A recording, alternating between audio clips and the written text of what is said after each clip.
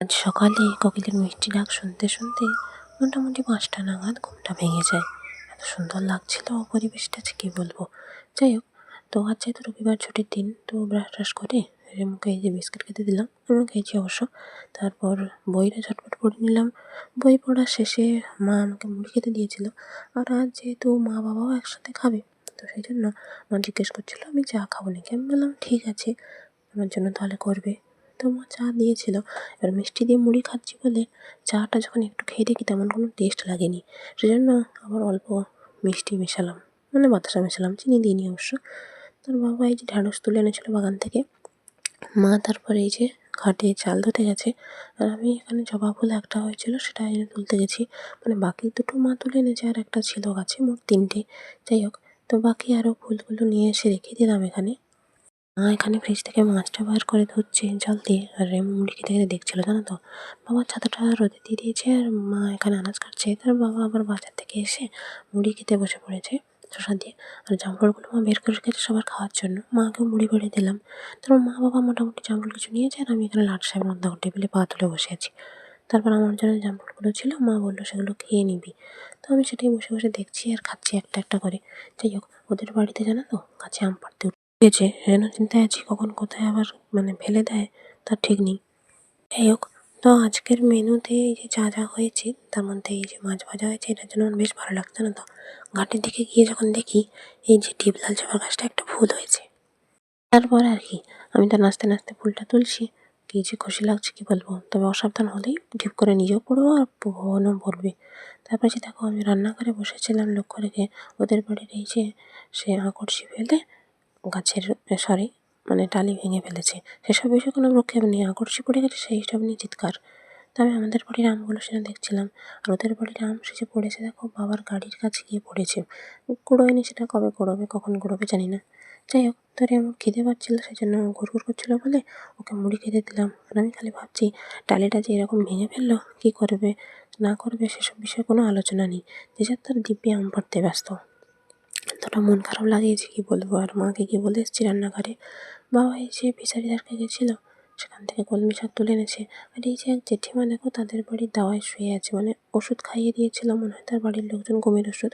একটু অসুবিধা থাকে বলে, তো সেজন্য এখানেই ঘুমিয়ে পড়েছে। তো আমি তারপর স্নান টান করে এসে ঠাকুরকে ফুল ধূপ দিলাম।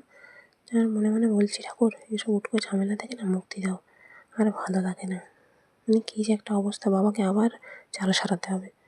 যাই হোক, তো তারপর ঝটপট খেটে নিলাম। আর খাওয়া শেষ হতেই যে দইও ছিল, দই কিন্তু এবার শেষ যতটা যা ছিল। বিকেলে এই যে তরমুজ খেলাম, মা বাবাও খেয়েছে, আর আমি পরে খেয়েছি।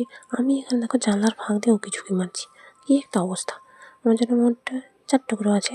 যাই হোক, তো আমি সেগুলো খাওয়ার এমন শেষ পর্যায়ে ছবি তুলছি, যে ছবি যে কীরকম উদ্ভট আসছে সে ভগবান ছাড়া কেউ জানে না। আকাশের অবস্থাটা একটু দেখছি, সূর্য অস্ত যাচ্ছে তো, দেখতে বেশ ভালো লাগছে।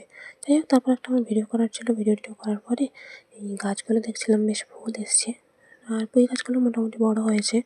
যাই হোক, তারপর বাকি ফুলের গাছ টাছগুলো দেখছিলাম, কুড়ি টুড়ি তুলে নিলাম। আর খানিক এই জায়গাটা কত সুন্দর দূর্বা হয়েছে দেখেছো, দেখলে মনটা হলে ভরে যায়।